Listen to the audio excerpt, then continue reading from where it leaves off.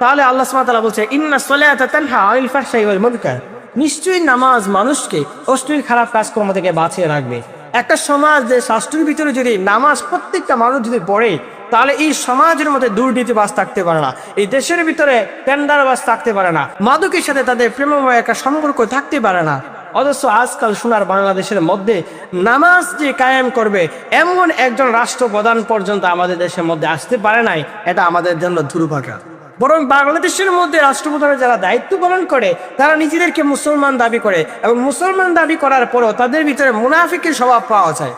তারা বলে রাসূল সাল্লাল্লাহু আলাইহি সাল্লামের আদর্শ দিয়ে মূলত সমাজে রাষ্ট্র পরিচালনা করব, মদিনার সনদের ধারা দিয়ে মূলত আমরা পরিচালনা করব।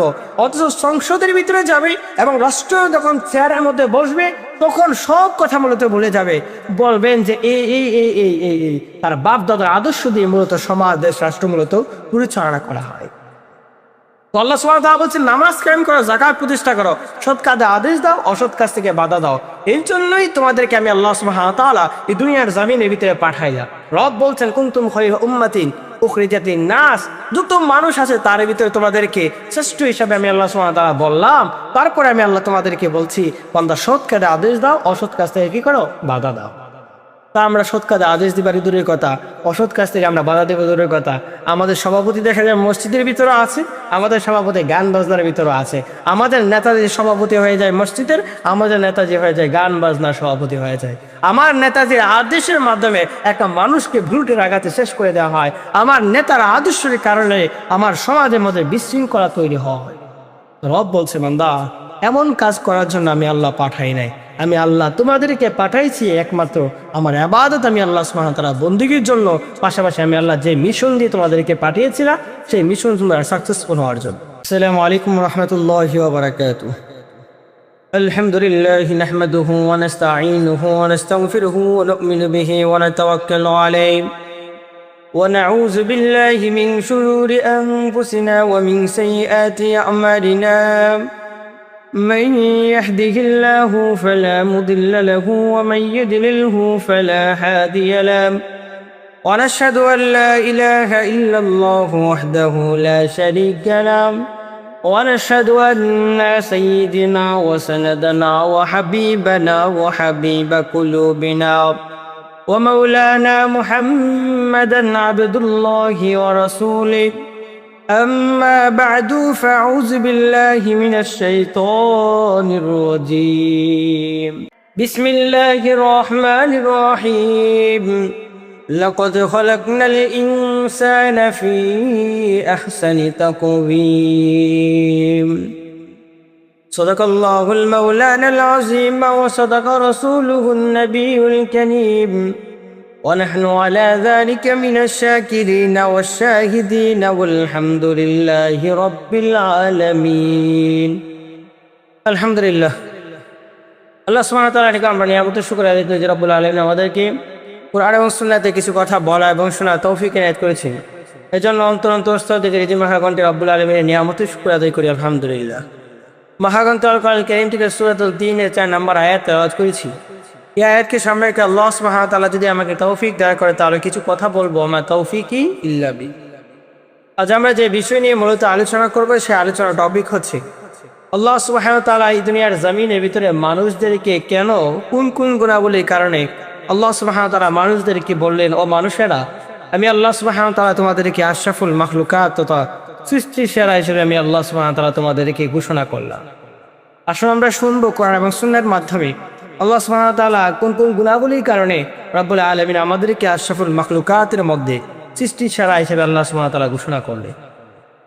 আল্লাহ সুবহানাহু ওয়া তাআলা অসংখ্য গণিত মাখলুক আল্লাহ সুবহানাহু ওয়া তাআলা এই দুনিয়ার জমিনের ভিতরে পাঠিয়েছে, কিন্তু রব্বুল আলামিন বলছেন বান্দা শুনে রাখো আমি আল্লাহ রব্বুল আলামিন তোমাদেরকে বড় মায়া করে মহব্বত করে আমি আল্লাহ সুবহানাহু ওয়া তাআলা তোমাদেরকে সৃষ্টি করেছি। আল্লাহ রাব্বুল আলামিন এই দুনিয়ার জমিনের ভিতরে যখন মানুষদেরকে পৃথিবীর মধ্যে পাঠাবেন সৃষ্টির জন্য আল্লাহ সুবহানাহু ওয়া তাআলা পরামর্শ করলেন ফেরেশতাদেরকে বলুন আমার ফেরেশতারা দুনিয়ার জমিনের ভিতরে আমি আল্লাহ ইন্নী জাইলুন ফিল আরদি খলিফা, আমি আল্লাহ খলিফা এই দুনিয়ার জমিনের ভিতরে পাঠাতে চাই, তোমাদের পরামর্শ কি? ফেরেশতারা বললেন রব্বুল আলামিন এই দুনিয়ার জমিনের ভিতরে খলিফা তৈরি করার কোনো প্রয়োজন নাই, আমরা তো আল্লাহ সুবহানাহু ওয়া তাআলা ইবাদত আল্লাহ রাব্বুল আলামিনের বন্দেগী করছি। ফেরেশতারা বললেন রব্বুল আলামিন এই দুনিয়ার জমিনের ভিতরে খলিফারা এসে তারা পিড়াপিড়ে মারামারি করবে, ফাসাদ তৈরি করবে, এই দুনিয়ার জমিন থেকে একটা অশৃঙ্খল একটি সমাজ তৈরি করে ফেলবে, দেশ তৈরি করবে, জমিন তৈরি করে ফেলবে। তো ফেরেশতারা বললেন, আল্লাহ তাদেরকে সৃষ্টি করার কোনো প্রয়োজন নাই, আমরাই আপনার ইবাদত বন্দেগী করছি। আল্লাহ সুবহানাহু ওয়া তাআলা বলেন, আমার ফেরেশতারা শোনো, আমি আল্লাহ সুবহানাহু ওয়া তাআলা যা জানি তোমরা মূলত তা জানো না। ক্বালু ইন্নী আ'লামু মা লা তা'লামু, আমি আল্লাহ সুবহানাহু ওয়া তাআলা যা জানি ফেরেশতারা তোমরা তা জানো না। তো রব্বুল আলামিনের আদেশের মাধ্যমে আল্লাহ সুবহানাহু ওয়া তাআলা এই দুনিয়ার জমিনের ভিতরে আল্লাহ সুবহানাহু ওয়া তাআলা মানুষদেরকে পাঠিয়েছেন। ও মানুষ, শুনে রাখো, আমি আল্লাহ সুবহানাহু ওয়া তাআলা তোমাদেরকে বড় আশা মায়া মুহাব্বতের মাধ্যমে পাঠিয়েছি, এবং আমি আল্লাহ সুবহানাহু ওয়া তাআলা তোমাদেরকে আশরাফুল মাখলুকাত হিসেবে আমি আল্লাহ সুবহানাহু ওয়া তাআলা ঘোষণা করলাম। কেন আল্লাহ সুবহানাহু ওয়া তাআলা তোমাদেরকে ঘোষণা করেছেন? রব্বুল আলামিন ঘোষণা দিয়েছেন এক নাম্বার কারণ হিসেবে। আল্লাহ বলেন, মানুষ, এই দুনিয়ার জমিনের ভিতরে খলিফার দায়িত্ব দেওয়ার জন্য আমি আল্লাহ সুবহানাহু ওয়া তাআলা তোমাদেরকে পাঠিয়েছি। রব্বুল আলামিন বলছেন, এই দুনিয়ার জমিনের ভিতরে তোমাদেরকে আমি আল্লাহর মিশনের জন্য আমি আল্লাহ পাঠিয়েছি। খলিফাদের কাজ কি হতে পারে? রব্বুল আলামিন বলছে, বান্দা শুনে রাখো, তোমাদের ভিতরে যাদের ঈমান থাকবে, আমল সালেহ থাকবে, ওয়া'দাল্লাহুল লাযিনা আমানু মিনকুম ওয়া আমিলুস সালিহাত লা ইস্তাখলিফান্নাহুম ফিল আরদি, এই জমিনের ভিতরে যাদের ঈমান ঠিক থাকবে, আমল সালেহ ঠিক থাকবে, এবং আল্লাহ রাব্বুল আলামিনের হক এবং হারাম যা আছে সেটা মূলত আমরা জাস্টিফাই করে, যাচাই বাছাই করে এই সমাজের মধ্যে তারা আমরা পরিচালনা করব। রব্বুল আলামিন বলছেন, বান্দা শুন রাখো, আমি আল্লাহ সুবহানাহু ওয়া তাআলা তোমাদের উপরে দায়িত্ব দিলাম যে এই রাষ্ট্র নায়কের ভূমিকা আমি আল্লাহ সুবহানাহু ওয়া তাআলা তোমাদেরকে দিলাম। আল্লাহ বলছে সূরাতুন নূর 55 নম্বর আয়াত, ওয়া'দাল্লাহুল লাযিনা আমানু মিনকুম ওয়া আমিলুস সালিহাত লা ইস্তাখলিফান্নাহুম ফিল আরদি। রব্বুল আলামিন বলছেন, গোলাম, আমি আল্লাহ সুবহানাহু ওয়া তাআলা তোমাদের উপরে এই দায়িত্বটা আমি আল্লাহ দিতে চাই। অথচ উলামায়ে কেরামের কথা যদি বলি, বাংলাদেশের মধ্যে কিছু উলামায়ে কেরাম আছে, মাশাআল্লাহ, এই যে দায়িত্বটা আছে, ঈমান তারা ঠিকঠাক আছে কিনা আল্লাহ ভালো জানেন, আল্লাহ সুবহানাহু ওয়া তাআলা ভালো জানেন। তবে তারা মুসলমানরা যারা মুসলমানের পক্ষ না নিয়ে, যারা শরিয়ার বিধিবিধানের উপরে থাকতে চায় না, ইসলামের নীতিমালার উপরে থাকতে চায় না, এক শ্রেণী উলামায়ে কেরাম আছে, তাদের পক্ষ নিয়ে মূলত সাফাই করে, এবং তাদের কাছ থেকে 2টা 3টা 4টা সিট পাওয়ার জন্য তারা প্যারাশান হয়ে দাঁড়ায়। রব্বুল আলামিন বলছেন, তোমাদেরকে আমি আল্লাহ সুবহানাহু ওয়া তাআলা দায়িত্ব দিতে চাই, আর আমরা যেন এমন হয়ে গেলাম, না আল্লাহ আপনি দায়িত্ব দিতে চান, আমরা এই দায়িত্ব নিতেই চাই না। আল্লাহ সুবহানাহু ওয়া তাআলা আপনাকে আমাকে দায়িত্ব দিতে চান। রব্বুল আলামিন বলছেন, বান্দা শুনে রাখো, ইবাদত যদি করো, আমলে সালেহ যদি করো, আমি আল্লাহ সুবহানাহু ওয়া তাআলা তোমাদেরকে দায়িত্ব ওই জায়গায় বসাতে চাই। আমরা বলি যে কাফের মুশরিক যারা আছে, শরিয়ার বিধিবিধান যারা পালন করে না, তাদের উপরে এই ক্ষমতা মূলত আমরা দিতে চাই। দিবানিশা আমরা যেন এমন ভাবে বলছি, আল্লাহ আপনি আমাদেরকে দেন, আমরা এটা মূলত নিতে চাই।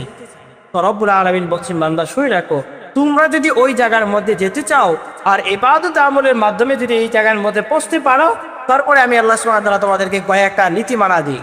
রব বলছেন, বান্দা শুনে রাখো, ওয়ামান লাম ইয়াহকুম বিমা আনজালাল্লাহু ফাউলাইকা হুমুল কাফিরুন, যারা আল্লাহর নীতিমালা দিয়ে সমাজ, দেশ, রাষ্ট্র পরিচালনা করবে না, যারা আল্লাহর নীতিমালা দিয়ে, আল্লাহর নীতিমালা কি? আল্লাহ বলেছেন, পুরুষ চোর হোক, নারী চোর হোক, তাদের হাত কেটে দেওয়ার কথা করলেন। ওয়াসারিকু ওয়াসাইরাতু ফাকতাউ আইদিয়াহুমা, আল্লাহ সুবহানাহু ওয়া তাআলার কথা হচ্ছে হাত কেটে দাও। রাসূলুল্লাহ সাল্লাল্লাহু আলাইহি ওয়াসাল্লাম বলেন, আমার বংশের ভিতরে যদি ইভেন আমার মেয়ে যদি চুরি করে, আমার মেয়ে যদি অন্যায় অপরাধের সাথে লিপ্ত থাকে, আল্লাহর বিধানের উপরে আমি বাস্তবায়ন করবো, একটা মুহূর্ত দেরি করবে।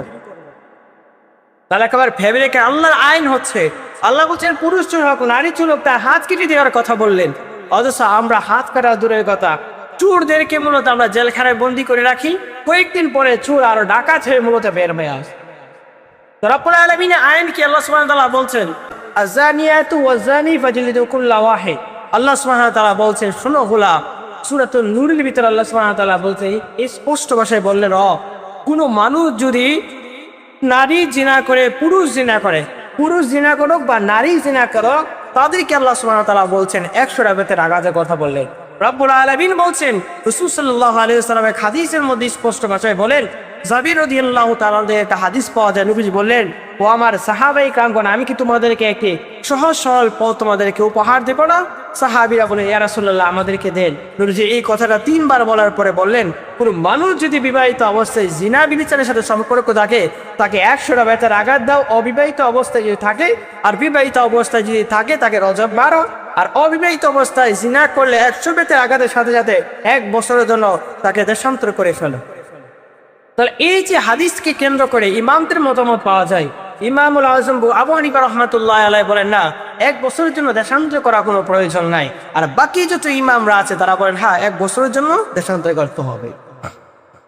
তো আল্লাহ সুবহানাহু ওয়া তাআলা আমাদেরকে মিশন দিতে চাচ্ছেন, বান্দা শুনে রাখো আমি আল্লাহ তোমাদেরকে যে পাঠাইছি রাষ্ট্রনায়কের ভূমিকা পালন করার জন্য। আজ হিন্দু, বুদ্ধ, ইসলাম, নাসারা, ইহুদি যারা আছে তাদেরকে আমরা মূলত অনুসরণ করছি, তাদেরকে আমরা রাষ্ট্রপ্রধানের দায়িত্ব মূলত আমরা দিয়েছি।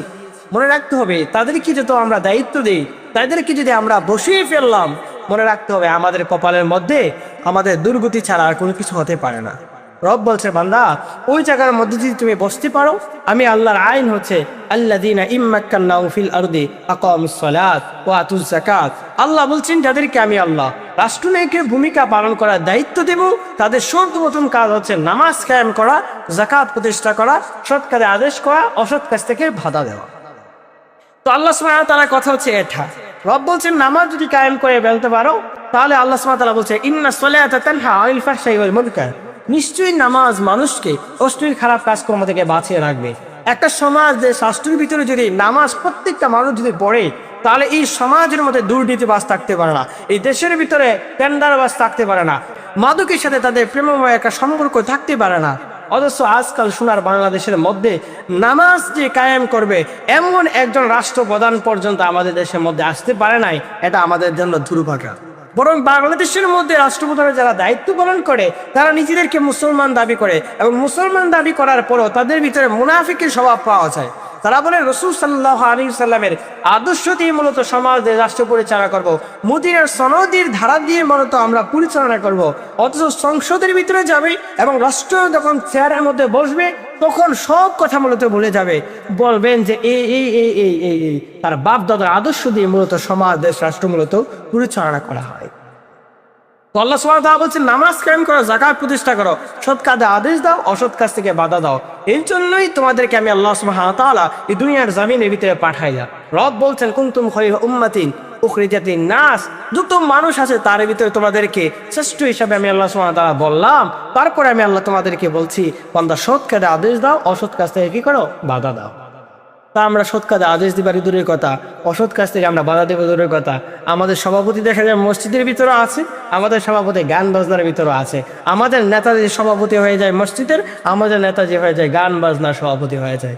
আমার নেতাজির আদেশের মাধ্যমে একটা মানুষকে ভুলটের আঘাতে শেষ করে দেওয়া হয়। আমার নেতার আদর্শের কারণে আমার সমাজের মধ্যে বিশৃঙ্খলা তৈরি হয়। রব বলছে বান্দা এমন কাজ করার জন্য আমি আল্লাহ পাঠাই নাই, আমি আল্লাহ তোমাদেরকে পাঠাইছি একমাত্র আমার ইবাদত আমি আল্লাহ সুবহানাহু ওয়া তাআলা বন্দেগীর জন্য। পাশাপাশি আমি আল্লাহ যে মিশন দিয়ে তোমাদেরকে পাঠিয়েছিলাম সেই মিশন তোমরা সাকসেসফুল হওয়ার জন্য। তারপরে আল্লাহ সুবহানাহু ওয়া তাআলা কেন আমাদেরকে আশরাফুল মাখলুকাত, সৃষ্টি সেরা হিসেবে ঘোষণা করেছেন, পরের স্টেপে আমরা যাই। রব্বুল আলামিন বলছে বান্দা শুনে রাখো আমি আল্লাহ সুবহানাহু ওয়া তাআলা তোমাদেরকে সুন্দর করে আমি আল্লাহ এই দুনিয়ার জমিনের ভিতরে পাঠিয়েছি। এত সুন্দর করে কোনো মাখলুককে রব্বুল আলামিন পাঠাই নাই। আজকাল আমাদের সমাজের মধ্যে যদি আমরা বলি একজনকে কালো বলি, একজনকে মুঠু বলি, একজনকে বলে আমরা খাটু বলি, একজনকে লম্বা বলি, এইগুলো বলে আমরা তাদেরকে ছোট মনে করাই, কিন্তু এই কাজটা আমাদের করা ঠিক না। বরং রব্বুল আলামিন বলছেন বান্দা তোমরা যে অবস্থার ভিতরে থাকো না কেন তোমরা নিয়ামতের শুকর আদায় করো। পাশাপাশি আমি আল্লাহ সুবহানাহু ওয়া তাআলা তোমাদেরকে ভুলে যেও না এই কথা যে আমি আল্লাহ বললাম যে বান্দা আমি আল্লাহ তোমাদেরকে সৃষ্টির সেরা হিসেবে আমি আল্লাহ ঘোষণা দিলাম। পাশাপাশি তোমাদেরকে সুন্দর করে আমি আল্লাহ রাব্বুল আলামিন পাঠিয়েছি।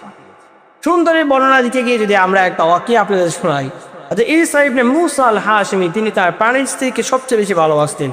আবেগের পরিকল্পনায় একদিন তিনি বলতে লাগলেন প্রাণের স্ত্রী আমার, তুমি যদি চন্দ্র সূর্যের মতন যদি সুন্দর না হও তাহলে তোমাকে আমি 3 তালাক দিয়ে দিলাম। কয় তালাক? 3 তালাক দিয়ে দিলাম। আমাদের যে জ্ঞান বুদ্ধি আছে এই জ্ঞানের বুদ্ধির মাধ্যমে আমরা জানতে পারি চন্দ্রের সূর্যের মতো একটা মানুষ হতে পারে না, একটা নারী কখনো চন্দ্রের সূর্যের মতন সুন্দর হতে পারে না। তিনি গেলেন রাতে যাপন করবে, একই বিছানা শুইবেন। প্রাণের স্ত্রী বললেন স্বামী আমার, আমি তো চন্দ্রের সূর্যের মতো সুন্দর নয়, এজন্য আমি আর আপনার বিছানা আলাদা হওয়া প্রয়োজন, আমরা তালাকপ্রাপ্ত অন্তর্ভুক্ত হয়ে গেলাম। তখন ঈসা ইবনে মূসা আল হাশিমি তিনি খলিফা মানসুরের দরবারে গেলেন ফজরের নামাজের পরে। খলিফা মানসুর সকল উলামায়ে কামদেরকে ডাক দিয়েছে এবং দিয়ে বললেন, সকল উলামায়েদেরকে বললেন এই অবস্থা সিচুয়েশনের মধ্যে কি ফতোয়া হতে পারে, কি কোরআন হাদিসের মধ্যে আছে। এখান থেকে একটা শিক্ষা আমাদের পাওয়া উচিত। ইসলামের যত ধরনের নীতিমালা আছে, ইসলামের যত ধরনের মাসলা মাসাইল আছে, সমাজ কিভাবে পরিচালনা করতে হবে, রাষ্ট্র কিভাবে পরিচালনা করতে হবে, সমাজের মধ্যে যে ধরনের ফিতনা ফাসাদ লেগে আছে তার ফায়সালা কিভাবে দিতে হবে, একটা মূর্খ যারা আছে, মূর্খ যারা আছে তাদের কাছে যাওয়া যাবে না, একজন আলেমের কাছে যেতে হবে। একজন আলেমের কাছে যদি যান তাহলে আপনি সঠিক একটা মূলত মাসআলা খুঁজে পাবেন। অথচ আমাদের দেশের ভিতরে অধিকাংশ মানুষ মাশাআল্লাহ এমন নেতার কাছেও যাওয়া হয় যে নেতা মসজিদের ভিতরে নামাজ পড়ে মসজিদ থেকে বের হয়ে সিগারেট ধরে টান দেয়, আবার মাশাআল্লাহ লুঙ্গিটা হাঁটুর উপরে মূলত উঠায় উঠায় হাঁটে। মাশাআল্লাহ দেখলে মনে হয় যে আল্লাহর ওলিও মনে হচ্ছে, আবার মনে হচ্ছে একটা ফালতু ধরনের একটা নেতা হয়ে যায়। যে নেতার ভিতরে কোরআন হাদিসের জ্ঞান নাই, যে নেতার ভিতরে ইজমা কিয়াসের কোনো, যে নেতার কাছে কোরআন হাদিসে কোনো জ্ঞান নাই, যে নেতার কাছে ইজমা কিয়াসে কোনো জ্ঞান নাই, সেই নেতার কাছে দিয়ে আপনি যান, মনে রাখতে হবে আপনার দুনিয়া শেষ এবং আখিরাতে ধ্বংস হয়ে যাবে। আমরা অনেক ধরনের নেতার কাছে দেখলাম যে স্বামী স্ত্রী একে অপরকে তালাক দিয়ে দিচ্ছেন, বলেন রাগের মাথায় তালাক দিয়ে ফেলছেন, বলতেছেন যে নেতার কাছে গিয়ে বলেন এই অবস্থা কি করবো, নেতা বলেন 500-1000 টাকা দাও, মাশাআল্লাহ দেখবেন তারা বিয়ে সংসার মূলত চলছে। নেতা বলছে রাগের মাথার মধ্যে গেলে ফতুয়া দিয়ে দিচ্ছেন, অথচ আলেমরা আমার কাছে আমরা মূলত বেরে না। তো ঈসা ইবনে মুসা আল হাশিমি তিনি তার খলিফা মনসুরের কাছে গিয়ে বললেন, খলিফা মনসুর উলামায়ে কেরামদেরকে ডাক দিয়ে বললেন, উলামায়ে কেরামগণ এই অবস্থা আমরা কি মূলত ফতোয়া দিতে পারি? সকল উলামায়ে কেরামগণ বলেন হ্যাঁ, এটা তালাকপ্রাপ্তর অন্তর্ভুক্ত হয়ে যায়, যেহেতু নারীর চন্দ্র এবং সূর্যের মতো সুন্দর নয়, এর জন্য মূলত তাকে তালাক দেওয়ার কথা বলা হয়েছে। এবার ওই মজলিসের মধ্যে আব্দুল কাদের জিলানী রহমাতুল্লাহি আলাইহির একজন রুহানি সন্তান ছিলেন এবং তার স্টুডেন্ট যাকে বলে ছাত্র ছিলেন। ওই ছাত্র বলতেছেন যে আমাকে একটু তেলাওয়াত করার জন্য দেন। কোরআন কারীমের 95 নম্বর সূরা সূরা 3 তেলাওয়াত করলেন, বলেন ওয়াতিন ওয়াজাইতুন ওয়াতুরি সিন ওয়া হাদাল বালাদিল আমিন। আল্লাহ তিনের কসম করলেন, জৈতুনের কসম করলেন, ওয়াতুরি সিন সিনাই পর্বতের কসম করলেন, ওয়া হাদাল বালাদিল আমিন আল্লাহ নিরাপদ শহরের কসম কেটে বললেন, বান্দা আমি আল্লাহ সুবহানাহু ওয়া তাআলা লাকাদ খালাকনাল ইনসানা ফি আহসানি তাকওয়িম, আমি আল্লাহ সুবহানাহু ওয়া তাআলা নিশ্চয়ই মানুষকে সুন্দর করে বানাইলাম। এত সুন্দর করে কোনো মাখলুককে আল্লাহ সুবহানাহু ওয়া তাআলা বানান না। সুন্দর করে রব আমাদেরকে কসম কাটলেন। আল্লাহ সুবহানাহু ওয়া তাআলা যে কসমটা কাটলেন, মুফাসসিরগণ বলেন আল্লাহ সুবহানাহু ওয়া তাআলা কসম কাটার কারণ হচ্ছে এটা গুরুত্ব বোঝাতে চাচ্ছেন। যে জিনিসের কসম কাটার এটাটা গুরুত্ব দেন, আর কসম কাটার পরে যে জিনিসটাকে বোঝাতে চাচ্ছেন সেই জিনিসটাও গুরুত্বপূর্ণ একটা জিনিস। রব আমাদেরকে 4 বার কসম করে বলেন, নিশ্চয়ই বান্দা আমি আল্লাহ তোমাকে সুন্দর করে বানালাম। অথচ এই সুন্দর পাওয়ার পরে আমরা সুন্দরের বাহাদুরি করি। সাহাবায়ে কেরামদেরকে যদি একে অপরের কাছে বলতেন যে তুমি কত সুন্দর, তখন বলতেন যে আল্লাহ সুবহানাহু ওয়া তাআলার কাছে এমন বলে দোয়া করতেন, রব আপনি আমাকে সুন্দর করে বানিয়েছেন, আমার এই সুন্দর চেহারাটাকে জাহান্নামের আগুনের ভিতরে ফেলে দিয়েন না। অথচ আমরা সুন্দরে বাহাদুরি করছি, সুন্দর চেহারাটাকে একটা বেগানা পুরুষের কাছে আমরা মূলত প্রদর্পণ করছি। একটা সুন্দর চেহারাটাকে আমরা বেগানা পুরুষকে দেখাচ্ছি, আরো আমার দেবরকে দেখাচ্ছি, আমার এলাকাবাসী যারা আছে তাদেরকে আমরা দেখাচ্ছি। মাশাআল্লাহ, মনে রাখবেন রব বলছেন বান্দা এই চেহারার ভিতরটাকে আমি আল্লাহ সুবহানাহু ওয়া তাআলা জাহান্নামীত হয়ে যাও, এই চেহারাটাকে আমি আল্লাহ সুবহানাহু ওয়া তাআলা আগুন দিয়ে এই চেহারাটাকে আমি আল্লাহ সুবহানাহু ওয়া তাআলা পুড়িয়ে ফেলবো। রব্বুল আলামিন বলছেন বান্দা শুনে রাখো, আমি আল্লাহ সুবহানাহু ওয়া তাআলা তোমাদেরকে সুন্দর করে বানিয়েছি, আর এত সুন্দর করে কোনো মাখলুককে আমি আল্লাহ সুবহানাহু ওয়া তাআলা 3 নম্বর আল্লাহ সুবহানাহু ওয়া তাআলা বলছেন আমি আল্লাহ রব্বুল আলামিন মানুষদেরকে বিবেক সম্পূর্ণ প্রাণী হিসেবে আমি আল্লাহ সুবহানাহু ওয়া তাআলা বানিয়েছি। কোরআন কারীমে সূরাতুল আলাকের 4 নম্বর 5 নম্বর আয়াতের মধ্যে বলছেন আল্লাযী আল্লামা বিল কলম আল্লামাল ইনসানা মা লাম ইয়ালাম। আল্লাহ সুবহানাহু ওয়া তাআলা বলছেন বান্দা শুনে রাখো, আমি আল্লাহ কলমের সাহায্যের মাধ্যমে যত ধরনের শিক্ষা আছে সকল শিক্ষা আমি আল্লাহ সুবহানাহু ওয়া তাআলা আদম আলাইহিস সালাতু ওয়াস সালামকে দিয়েছি, আদমের সন্তানকে আমি আল্লাহ সুবহানাহু ওয়া তাআলা দিয়েছি। যত ধরনের শিক্ষা প্রয়োজন হয় সকল ধরনের শিক্ষা কাকে দিয়েছেন? আল্লাহ সুবহানাহু ওয়া তাআলা আমাদেরকে দিয়েছেন, একমাত্র মানুষকে আল্লাহ সুবহানাহু ওয়া তাআলা দিয়েছে। তারপরে 4 নম্বর হচ্ছে আল্লাহ সুবহানাহু ওয়া তাআলা বলেন বাক শক্তি প্রাণী হিসেবে আমি আল্লাহ সুবহানাহু ওয়া তাআলা বানিয়েছি। 6 নম্বরে 5 নম্বরে আল্লাহ সুবহানাহু ওয়া তাআলা বলছেন তোমাদেরকে আমি আল্লাহ আপনার স্বাধীনতা দিয়েছি। কোনো মানুষকে ছাড়া অন্য কোনো মাখলুককে আল্লাহ সুবহানাহু ওয়া তাআলা স্বাধীনতা দেন নাই, একমাত্র মানুষ তোমাদেরকে আমি আল্লাহ সুবহানাহু ওয়া তাআলা স্বাধীনতা দিয়েছি। এত স্বাধীনতা থাকার পরও তুমি পারলেও তুমি জান্নাতি হতে পারো, পারলেও তুমি জাহান্নামী হতে পারো। এই স্বাধীনতাটা আমি আল্লাহ সুবহানাহু ওয়া তাআলা তোমাকে দিয়েছি। এই স্বাধীনতা থাকার কারণে আমরা আজ আমাদের সমাজের মধ্যে জুলুম করি। এই স্বাধীনতা থাকার কারণে আমরা আমাদের হায়াতটাকে মূলত অপব্যবহার মূলত করছি। তবে বান্দা মনে রাখতে হবে, আমরা যখন এই দুনিয়ার জমিন থেকে মৃত্যুবরণ করব তখন আমরা বুঝতে পারবো আমাদের এই হায়াতটা কতটা মূল্যবান ছিল। যখন জাহান্নামের ভিতরে ফালাইয়া দেওয়া হবে, তখন আমি আর আপনি বুঝতে পারবো এই জাহান্নামটা কতটা ভয়ানক এবং এই দুনিয়ার যে মূল্যবান হায়াতটা ছিল, এই হায়াতটা আমাদের কাছে কতটা মূল্যবান ছিল। আল্লাহ সুবহানাহু ওয়া তাআলা বলছেন, বান্দা শুনে রাখো, আমি আল্লাহ রাব্বুল আলামিন তোমাদেরকে স্বাধীনতা দিয়েছি। তারপরে আল্লাহ সুবহানাহু ওয়া তাআলা বলছেন, তোমাদেরকে সৃজনশীলতার জ্ঞান বুদ্ধি আমি আল্লাহ সুবহানাহু ওয়া তাআলা দিয়েছি। নতুন কোনো কিছু তৈরি করতে চাইলে একমাত্র মানুষ পারে, অন্য কোনো মাখলুক নতুন কিছু তৈরি করতে পারে না। তার মানে আমরা যেটা বোঝাতে চাচ্ছিলাম, আল্লাহ সুবহানাহু ওয়া তাআলা মানুষদেরকে সৃজনশীলতার জ্ঞান একমাত্র দিয়েছে, অন্য কোনো মাখলুককে রব্বুল আলামিন সৃজনশীলতার জ্ঞান দেন নাই। তারপরে আল্লাহ সুবহানাহু ওয়া তাআলা বলছেন, বান্দা শোনো, সকল সৃষ্টির উপরে তোমাদেরকে আধিপত্য লাভ করতে দিয়েছে একমাত্র রব্বুল আলামিন। কোরআন কারীমে সূরাতুল বনী ইসরাঈলের 70 নম্বর আয়াতের মধ্যে এই কথাটা আল্লাহ সুবহানাহু ওয়া তাআলা বলছেন, জলে স্থলে তোমরা চলাফেরা করো, যা কিছু মনে চায় সব কিছু করতে পারো, তোমাকে স্বাধীনতা আমি আল্লাহ সুবহানাহু ওয়া তাআলা দিয়েছি। কিন্তু বান্দা মনে রাখো, দিন শেষে আমি আল্লাহ একটা মিশন দিয়ে তোমাদেরকে পাঠিয়েছি। আল্লাহ সুবহানাহু ওয়া তাআলা বলছেন, অগরবিজি আমি আল্লাহ রাব্বুল আলামিন আপনার পূর্বে অনেক নবী রাসূল করে আমি আল্লাহ সুবহানাহু ওয়া তাআলা পাঠিয়েছি এবং তাদেরকে নবুয়ত দিয়েছি। তার মানে একমাত্র মানুষদের উপরে আল্লাহ সুবহানাহু ওয়া তাআলা নবুয়ত দিয়েছেন। মুহাম্মদ সাল্লাল্লাহু আলাইহি ওয়াসাল্লাম শ্রেষ্ঠ নবী মুহাম্মদ সাল্লাল্লাহু আলাইহি ওয়াসাল্লামের উপরে রব্বুল আলামিন নবুয়ত দিয়ে পাঠিয়েছেন। তারপরে আল্লাহ সুবহানাহু ওয়া তাআলা নবী নাম্বারে বলেন, আমি আল্লাহ রাব্বুল আলামিন তোমাদের উপরে কিতাব নাজিল করেছি। আল্লাহ বলেন, তোমাদের পূর্বে তাওরাত যাবর ইনজিল এবং আমি আল্লাহ সুবহানাহু ওয়া তাআলা তোমাদের উপরে আল কোরআনুল কারীম আমি আল্লাহ সুবহানাহু ওয়া তাআলা নাজিল করেছি। শ্রেষ্ঠ গ্রন্থ আল কোরআনুল কারীম 104টা কিতাব আছে। কয়টা কিতাব? 104টা কিতাব আছে। এটা একমাত্র 8 জন নবী রাসূলদের উপর আল্লাহ সুবহানাহু ওয়া তাআলা নাজিল করেছেন। এর ভিতরে 100টা কিতাব 4 জন নবী রাসূলের উপর নাজিল করেছেন, আর 4টা কিতাব মাত্র আল্লাহ সুবহানাহু ওয়া তাআলা শ্রেষ্ঠ কিতাবের মধ্যে আল কোরআনুল কারীম মুহাম্মদ সাল্লাল্লাহু আলাইহি ওয়াসাল্লামের উপর নাজিল করেছেন। বাকি 3টা তাওরাত যাবর ইনজিল আল্লাহ সুবহানাহু ওয়া তাআলা অন্যান্য নবী রাসূলদের উপর নাজিল করেছেন। তারপরে আল্লাহ সুবহানাহু ওয়া তাআলা 10 নম্বরে বলেন, একমাত্র তোমাদেরকে আমি আল্লাহ যত ধরনের জ্ঞান আছে সকল জ্ঞান আমি আল্লাহ সুবহানাহু ওয়া তাআলা তোমাদেরকে দিয়েছি। কোরআনুল কারীম সূরাতুল বাকারা 3 নম্বর আয়াতে আল্লাহ সুবহানাহু ওয়া তাআলা বলছেন, বান্দা তোমাদের যত ধরনের জ্ঞানের প্রয়োজন আছে সকল জ্ঞান আমি আল্লাহ সুবহানাহু ওয়া তাআলা তোমাদেরকে দিয়েছি। সর্বশেষ আমরা যেটা বলবো, আল্লাহ সুবহানাহু ওয়া তাআলা বলছেন, বান্দা শুনে রাখো, ফেরেশতাদের কি সেজদার মাধ্যমে ফেরেশতারা তোমাদেরকে সেজদা দিয়েছেন, এই সেজদার মাধ্যমে তোমাদেরকে সৃষ্টির সেরা হিসেবে আমি আল্লাহ রাব্বুল আলামিন ঘোষণা করে দিয়েছি। আল্লাহ সুবহানাহু ওয়া তাআলা বলছেন, ও আমার ফেরেশতারা আসো, এবার আমার আদমকে সেজদা দাও। সকলেই সেজদা দিয়েছেন একমাত্র ইবলিস শয়তান ছাড়া। আল্লাহ সুবহানাহু ওয়া তাআলা বলেন, সবাই সেজদা দিয়েছেন ইবলিস শয়তান বাদ দিয়ে। এই জন্য রব্বুল আলামিন বলছেন, ইবলিসের ধোঁকা থেকে বেঁচে থাকো, আর যারা আমার খাঁটি গোলাম আছে তারা আমার আল্লাহ সুবহানাহু ওয়া তাআলার আদেশ পালন করিও। এখান থেকে একটা কথা আমরা একটু নোট করি যে ইবলিস শয়তান একটা সেজদা না দেওয়ার কারণে আল্লাহ সুবহানাহু ওয়া তাআলা তাকে নালত প্রাপ্ত অন্তর্ভুক্ত বানিয়ে দিয়েছেন। আজ আমি আর আপনি কতটা সেজদা থেকে কাফের হয়ে গেলাম, আজ আমি আর আপনি কতদিন হয়ে গেল রব্বুল আলামিনের পায়ে সেজদা দিতে পারি না।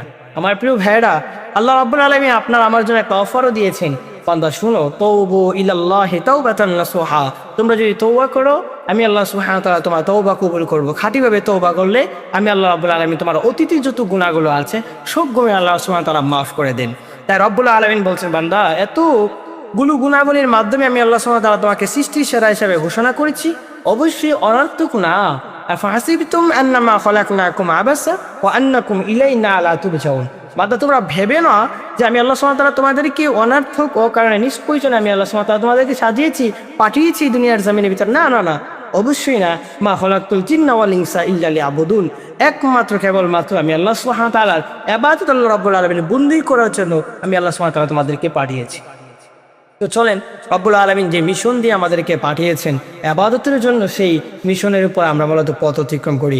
আল্লাহ সুবহানাহু ওয়া তাআলা বর্ণওয়ালা শূন্যওয়ালা উভয়কে রব্বুল আলামিন যে মিশন ইবাদতের জন্য আমাদেরকে পাঠিয়েছেন সেই ইবাদত করার তৌফিক দান করা। আমিন। আসসালামু আলাইকুম ওয়া রাহমাতুল্লাহি ওয়া বারাকাতুহু।